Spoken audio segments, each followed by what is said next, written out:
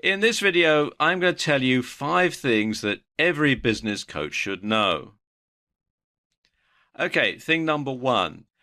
Every business needs a vision, and your business is no exception. So you need to decide on clear objectives for your coaching business right from the start. Are you in this for the long term, or is this just something that you're going to do now to pay the bills and tide you over?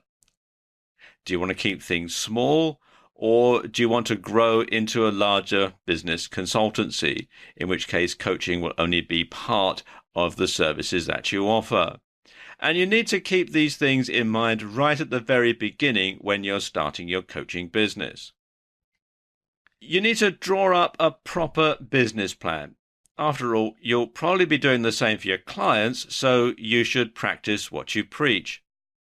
And you want to keep that plan under review and update it whenever it's necessary. It's written on paper, not set in stone, so you can have some sort of flexibility. But be sure to set clear goals and objectives for your business, just like you're going to do for your clients. Because you see, clients will judge you, not just on the success that you generate for them, but on your track record for your own business as well. Okay, number 2, you can't go it alone.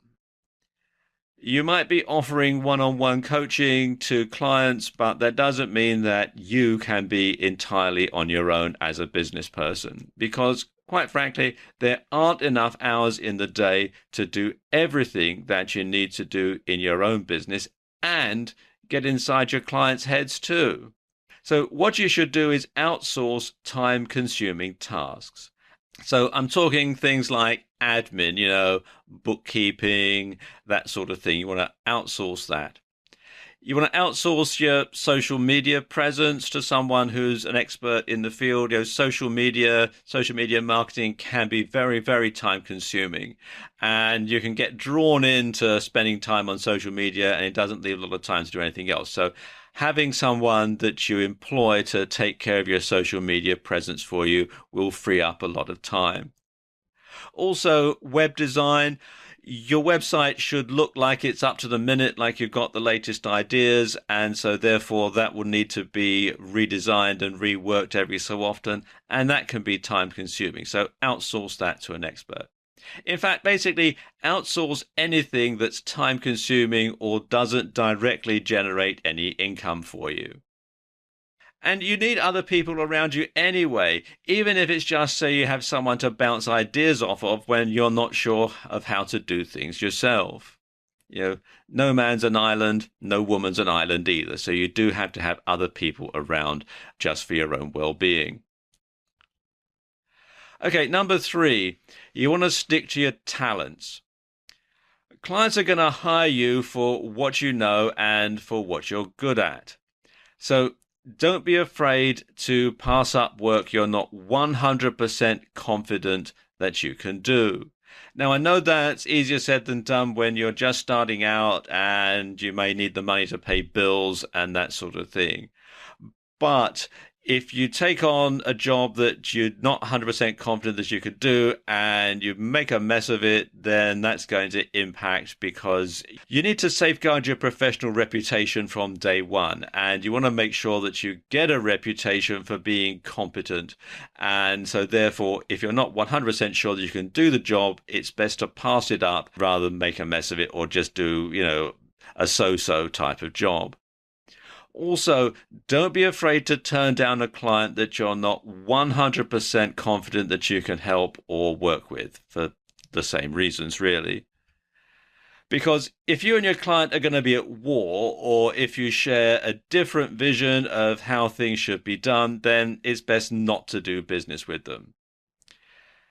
If your client's success is your success, then the converse is also true.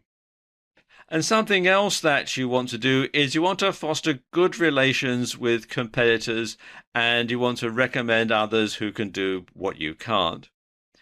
and they may well reciprocate and send clients your way in the future. So it's a good idea to have someone that you can pass on work to, that perhaps for someone that you might not be able to get along with too well.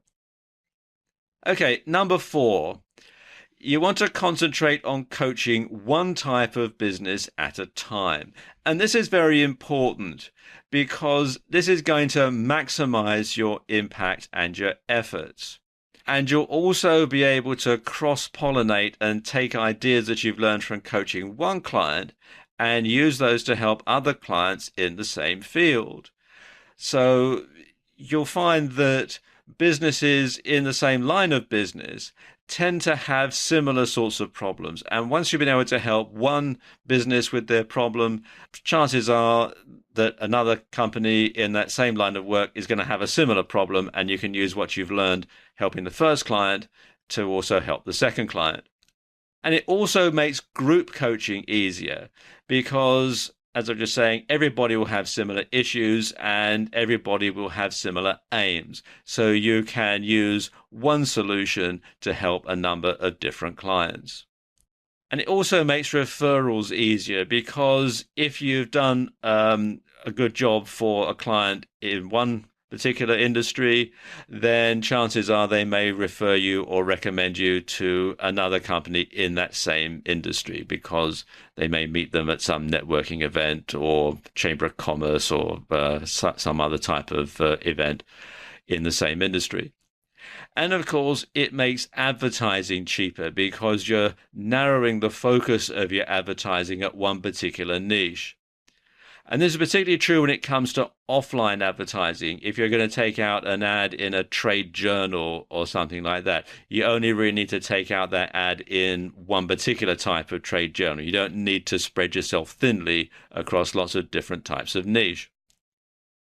Okay, number 5. You need to charge what you're worth. Now, there are no set fees when it comes to coaching.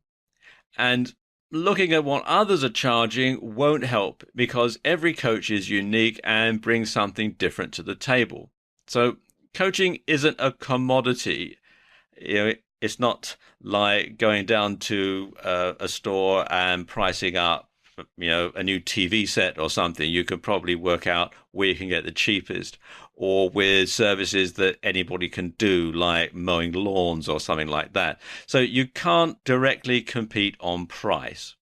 It's fine to do a couple of things. First of all, it's fine to offer a free first session to see whether you can help the client meet his or her goals and that you're both going to be comfortable working together.